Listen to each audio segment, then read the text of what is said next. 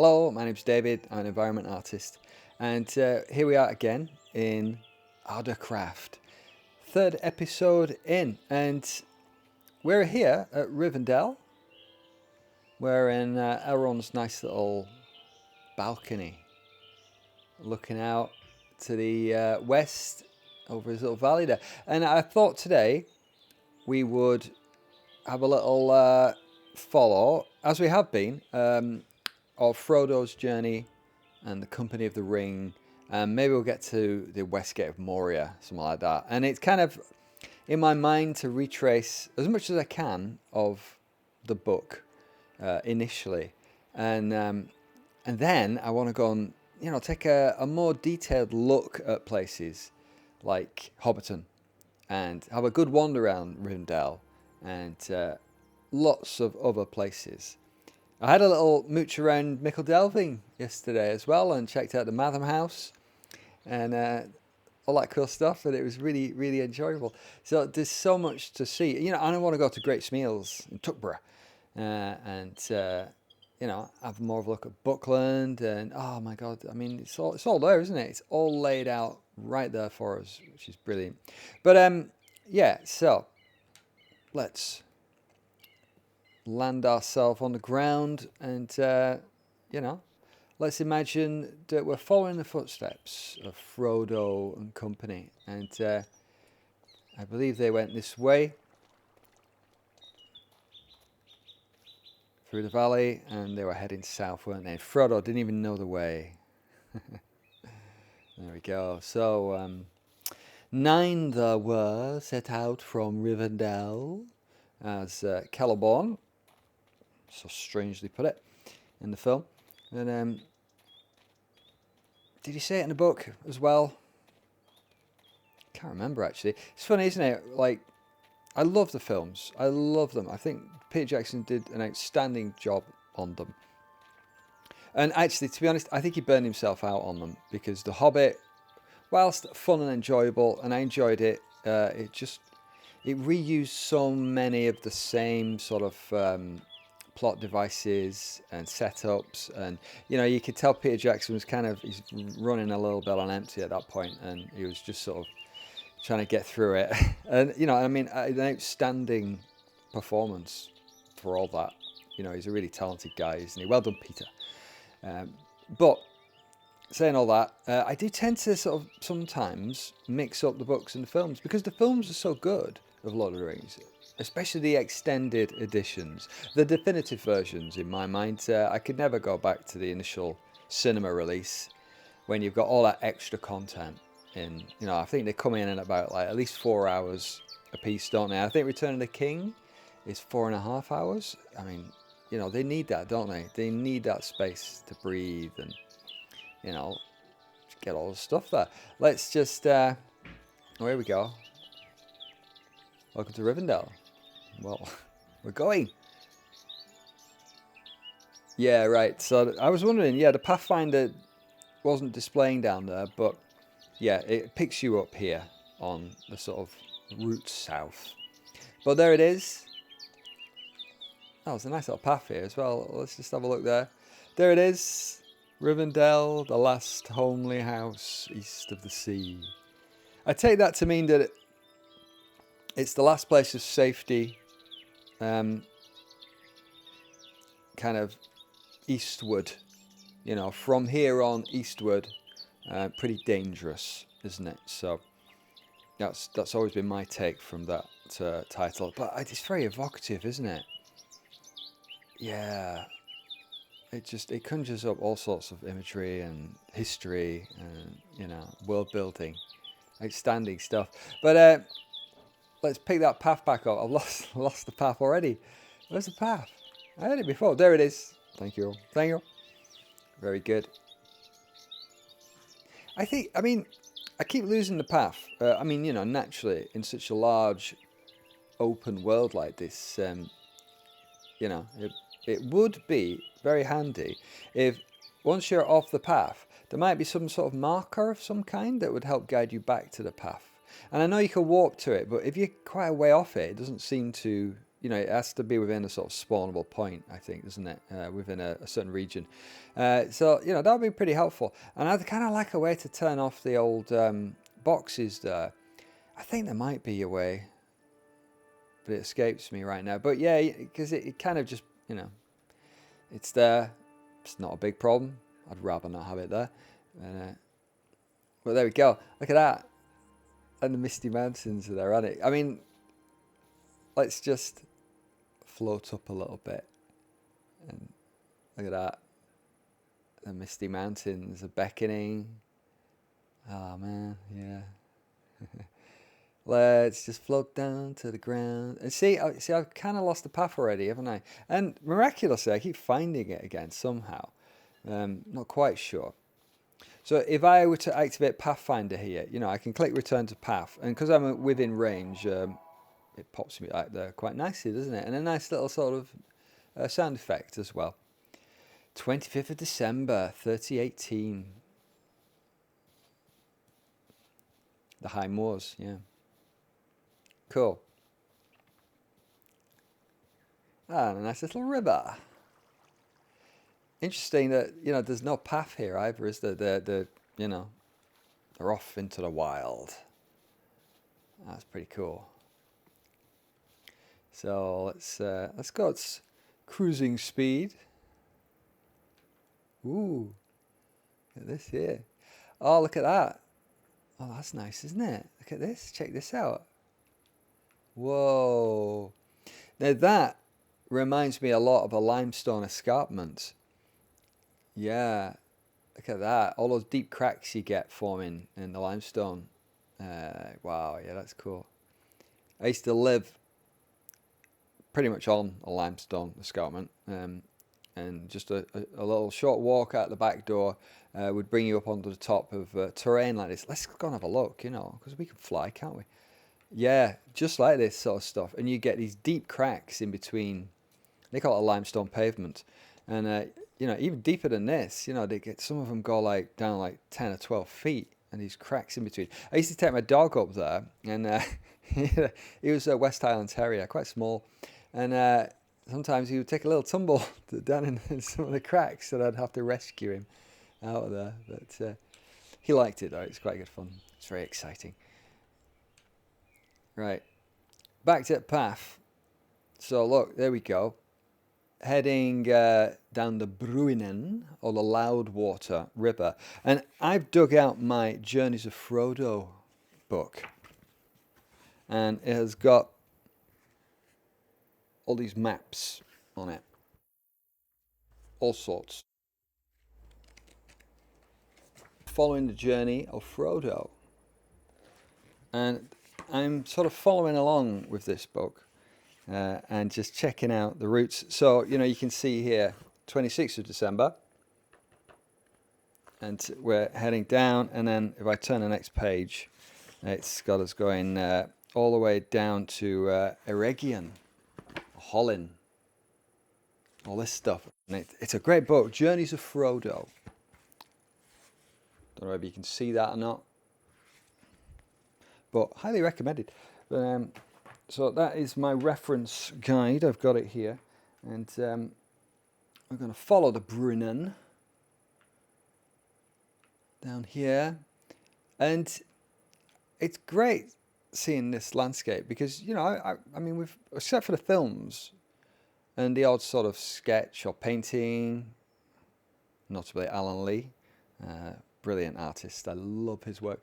But, you know, I've not really seen this depicted to a great extent. And so being able to kind of have a good look and see it all, you know, I think that the team on ArdaCraft have really, you know, they've done a really good job of kind of getting the flow of the landscape. Because I've always imagined, you know, like as you go into Rivendell, that's in the sort of foothills of the Misty Mountains, and then they just stack up and up beyond that, don't they? And get, you know, they rear up past Rivendell. And just seeing how they've worked all this geology together, you know, it's no easy feat getting coherent and believable landscapes like this. And I mean, you know, look at all that. I mean, have you ever seen any better mountains in a game? Certainly an open world game. I mean, you know, The Witcher 3 had some pretty good mountains. I think Death Stranding 2's little mountain range is outstanding. That is absolutely fantastic. Really, really, really good. But, you know, by its very nature, it's a very curated world. And as big as it is, it's absolutely dwarfed by ArdaCraft and Middle-earth. And this sort of mountain range size. I mean, you know, and this, obviously, it goes all the way down to Isengard, doesn't it? So, absolutely amazing. I mean, you know, just look at how the mountain formations come down into foothills, ravines, and, you know, the placement of the trees. It's, you know, I think they'll be painting in a great deal of this foliage en masse, but, you know, you've still got to paint it intelligently, haven't you? So it just works tremendously well. Yeah, it's great. And, you know, you might notice all the pop-ins and stuff with LODs and stuff, but let's not forget, like, this, you know, you're not really supposed to fly around. I mean, I'm essentially in a debug mode doing this, aren't I? And it holds up, you know, remarkably well from just zooming around at high level like this. But, you know, I mean, you're really sort of meant to be down at ground level. Zoom down here. You know, and experiencing it all kind of from this sort of level. And there's very little LOD popping in. I think you know, it works tremendously well. Isn't it cool? Yeah, it's somewhere lost somewhere in the foothills of the Misty Mountains. It's so great. It's so great. And I realised that I've completely lost myself. So if I press J key for the map, and you know, let's just sort of take stock a wee bit of you know, we've come from Rivendell. I mean, you know, we've come a long way from all the way over to the Shire over there. This is my traversed path, and let's have a look here, right? Because I mean, we don't have a great deal of data to go on the exact route they've gone, I suppose. I mean, they're following the Bruinen, and I wouldn't mind betting that this is pretty close to the path. The film shows them, like, you know, leaping across mountain ridges and all this sort of stuff, doesn't it? But, you know, reality, they would probably have stuck a bit lower down, I suppose. But let's see. Do you think it'll walk me to the path? And it did. There we go. So it wasn't that far off. I'm quite amazed at how I keep losing the path, but I'm never that far from it somehow. And I don't know, maybe that's because, you know, I have a pretty good familiarity with the route that they go. You know, I've read the books loads of times, so, you know, I'm pretty familiar with the lay of the land. I know the world, and maybe that's just sort of keeping me within a margin of tolerance. Nice little path. No pathfinding though. No pathfinding. So let's see what it does again. Oh, it just puts me here. Okay. So it stops at the river. Okay. Well, it's all right. Well, we know they didn't stop here. But actually, I mean, looking on the map, I'm just going to turn that mini-map. Let's turn it off for a bit, shall we? Let's just, now we feel alone in the world, don't we? Like, whoa, no map guiding us. We don't even know which way is south. But, you know, if I pop it back on again, this is more, you know, generally south. I don't know, we're going sort of southeast, but, you know, this looks to be a sort of decent option to head. I mean, I wonder, maybe I've just gone completely off-piste, but, you know, don't matter, does it? We'll find it again. We always do. We'll wander through these rather wonderful forests and all the supporting veg.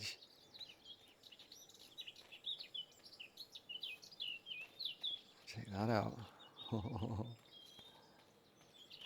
Not sure what's going on in the lighting. There's a lot of kind of lighting artifacting that I see going on. Maybe there's something in my settings, perhaps. Maybe someone could advise. I found the ArdaCraft people really helpful on the Discord. actually, when I've had questions or anything like that. I was wanting to put the day-night time cycle on because I realised I had it at a fixed setting, and very helpful in sorting that out. So we're kind of ticking along at maybe a minute every, a world Middle Earth minute every 4 Earth seconds, I suppose, something like that. Relatively fast, but not too fast. I don't want it going too crazy. I'm liking this little river. So if I try the Pathfinder tool now, I mean, will I be like way off? Because am I within render distance? No, I'm not within render distance. So let's bring up the map. Yeah, let's bring up the bigger map and see where we're going world-wise. Oh, it's pretty detailed, isn't it? I mean, this seems a reasonable place to sort of go. I mean, maybe the path's up there. Should we ever fly up to the mountain there and let's have a see? Let's have a see. Oh, look at that valley. I mean, this game really does come into its own when you sort of zoom around. It's you can take in the landscape in its more of its entirety. But then it's equally nice when you go back down to player level and the world kind of sort of swallows you up and you appreciate the true size of it. Yeah, like the film has them sort of, skipping along these ridges, doesn't it? And, dum-de-dum-de-dum. And the Krebine from Dunland probably come upon them around here somewhere, don't they, I'd imagine? Yeah, so we're heading south here. Look at this big peak here. Awesome. So looking back north to Rivendell, over far yonder. More civilized lands to the west. And I mean, I guess Tharbad will be over there somewhere, won't it? The ancient old ruin of Tharbad. Southern border of the kingdom of Arnor. Wrecked a while ago, wasn't it? By the world time in the Third Age, by floods and stuff, and now it's sort of a pit of orcs, isn't it? An old ruin. Wow. Right, so let's check this. Look at it, we're going quite high up here now. Let's get a good look at the Wilderland beyond.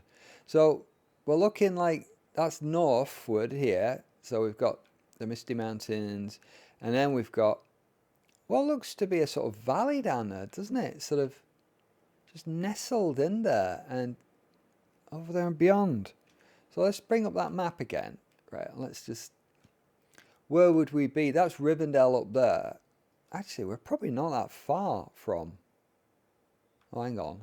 I wonder if I've just gone far too far south. Oh, there's a person there. My text on the map is really tiny on a 4K image. And currently looking into how I can get the text a bit bigger. But, the text is not majorly important really, but it does show another player. They're following me. What are they doing? I wonder who it is. But let's just zoom down there because I'm looking for, the West Gate of Moria. And I'm thinking, I wonder if that's it there. Could well be, couldn't it? Could well be. Because if we go down here, I mean, that's me there. This is starting to look like, what's the mountain? Mathedrus? Is it Mathedrus? I forget. Oh, we're getting a bit of a sunset going on as well, aren't we? Oh, cool. Well, I think we will fly over that way because I'm starting to think that, yeah, I might have overshot Moria Gate. And it would be a nice time to come on the Gate of Moria, actually, at this point, because then the writing on the West Gate would show up, wouldn't it? Written in, what's it called? Ithildine? I've been a bit away from the universe of Lord of the Rings for a while. I usually sort of read it every few years, and I'm kind of just coming up to that point where I'm like, I'd quite like to sort of just get into the world again, dip in. And, all the names and places are slightly rusty, so, forgive my inaccurate words. Right, I don't think that was it. I don't think that was it. But this is a pretty awesome mountain range, isn't it? Ah,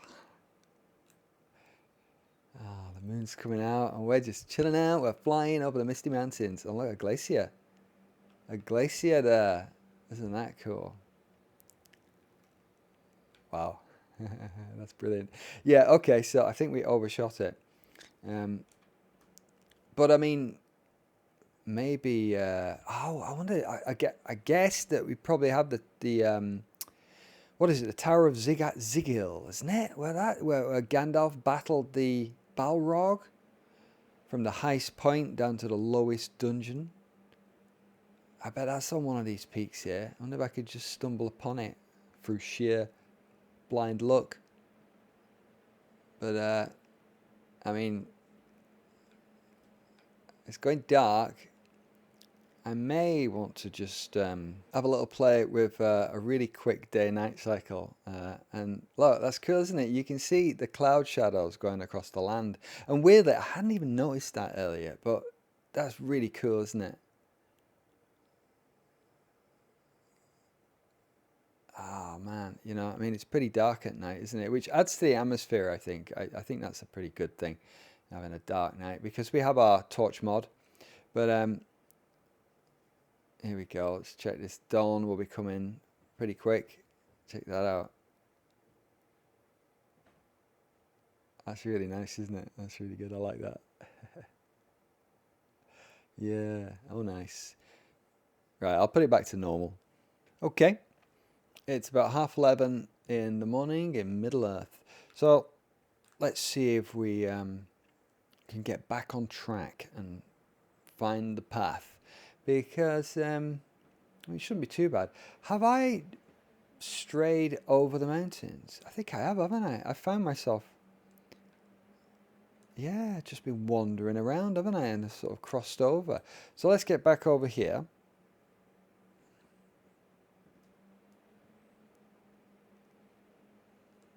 Oh, there we go. Getting into the high country, high places. Excellent. The map looks really nice, doesn't it? Up there. Ah, rather interesting little valley coming down here. Oh, that's brilliant. Ooh. Is that a river or path? Have we found a nice little river? Should we do some river critique? Well, it's probably going to be pretty good, isn't it? I'd imagine. Goes underground there, though. Oh, maybe that's the spring. That's probably just a spring, isn't it? Yeah, cool. Oh, there's a nice cheeky little waterfall there, though. Let's have a look at that one. Whoa. Ah, go through a little mountain pond. Let's go. Is it frozen over? It's frozen over. Do a bit of pond skating here. Beautiful. Ah, really nice reflections as well, isn't it? Ah, cool. My lovely little mountain pond. How nice. Like that. And yeah, we get a nice little... Oh, cool. Look at that. Yeah, it just goes down and down, doesn't it? Let's fly down it. I wonder if it has a name, that little pond. And down it goes.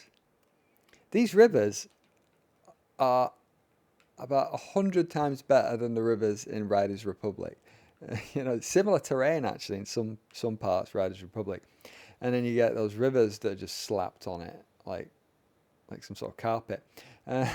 These rivers are so much better. Yeah, tremendously good. Right, so, well, I've completely lost myself, which is a good thing, actually. You know, I mean, man, getting lost in Middle Earth, great.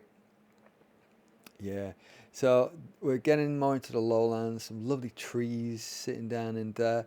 I mean, you know, dare I try return to the path? See, in these circumstances, it would be very nice to have some sort of, you know, even if it's just sort of a vector arrow on the map or something like that, to guide you to the nearest point where the path is. And I suppose, yeah, it has to be within the render distance, doesn't it?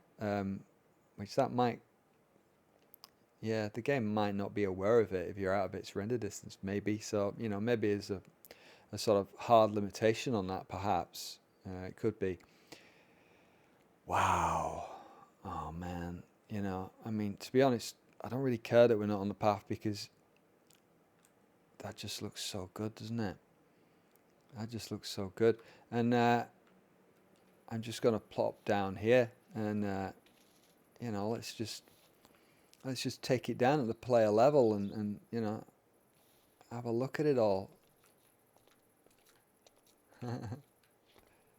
Oh, that's great.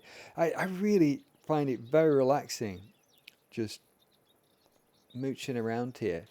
You know, it's very peaceful and restful, and it already feels like you know, my kind of my relaxing place, my happy place, you know, to go to and just have a chilled wander, really. I live in Edinburgh city centre, pretty close to the city centre, and although there's plenty of greenery around here, you know, you don't get any wilderness or countryside, and you know, I would love to just walk out the back door and be in forests and fields, but you know, this sort of stuff kind of goes quite a long way towards sort of fulfilling that sort of particular itch, I guess. And you know, it's yeah, it's very good for the old mental health, I feel. Very restful, and it just takes your mind off, you know, if the world is just feeling a bit too crazy and you need to sort of retreat a bit. And this sort of stuff is very precious, for that sort of stuff, I find. Anyway, I find it like, you know, a real, yeah, a real mental health boost, actually, I find, this sort of stuff. Open worlds in general are my, yeah, my mental health sort of maintenance routine, I suppose it is. It's a place to go and switch off and just do what I want to do without any disturbance. I don't get to do as much as I would like, but when I do, it's worth it. Check that out. Whoa, look at that valley there, isn't it brilliant? Yay. Right, so lost in Eriador on the Misty Mountains, aren't we? But I mean, amazing, isn't it? We've come a long way. We've come an awfully long way. Oh, another little pond. Let's plunge down. Wow, it's not frozen, this one, is it? Let's just have a little look down. I mean, every little bit where you come across on such a huge scale is a pleasant little sort of spot, isn't it? Just soak up some ambience. Excellent. Wow, absolutely outstanding. Whiz by that tree at top speed. So I'm looking out for Methedras, which, I mean, that'll be at the southern tip of the Misty Mountains, won't it, though? So that's a good way away.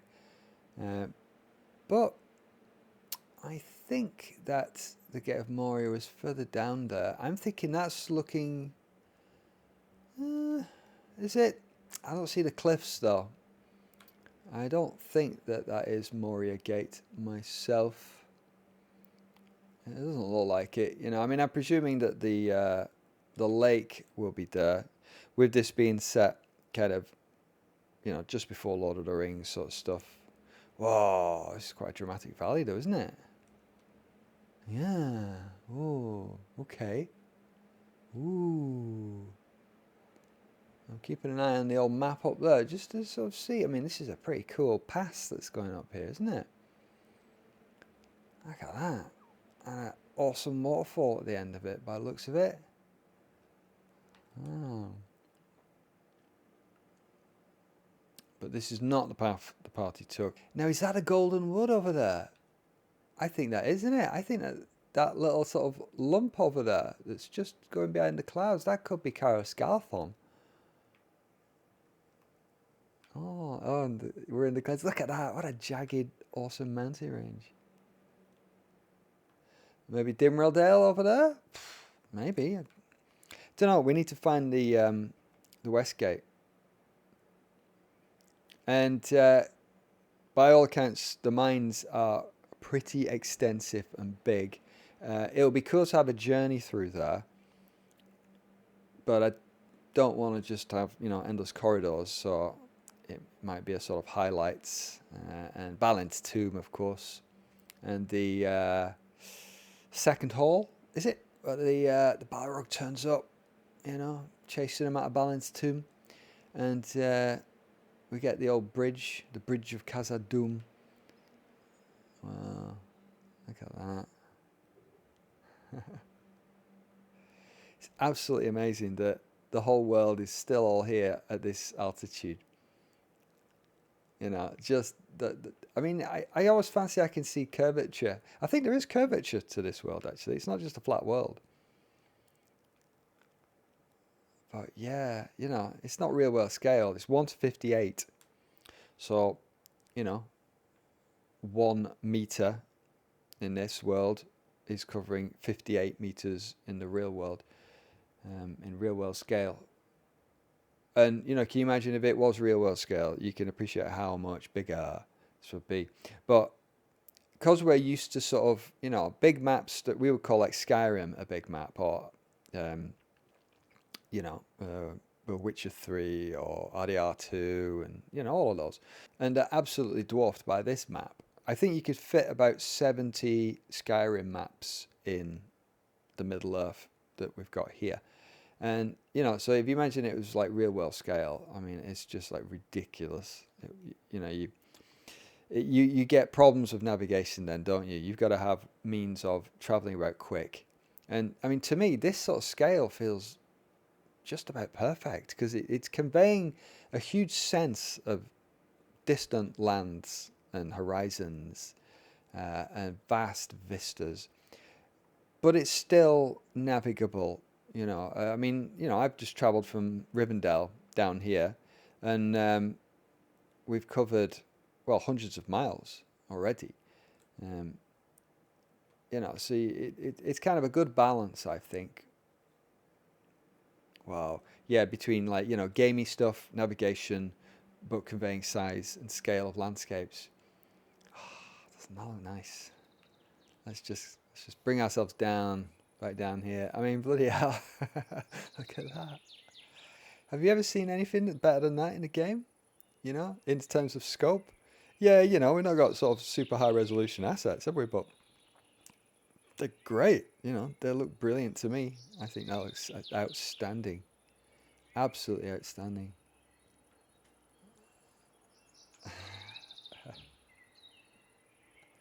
Ooh, what have we over there? Oh no, I thought they might have been little constructions, but no, it's just outcrops, isn't it? Okay, let's launch ourselves off there and fly. Whee! We're heading down. Wow, this would be quite a difficult terrain to navigate, wouldn't it? In the real world. Oh, now, this is looking very Moria-ish. Oh, hello.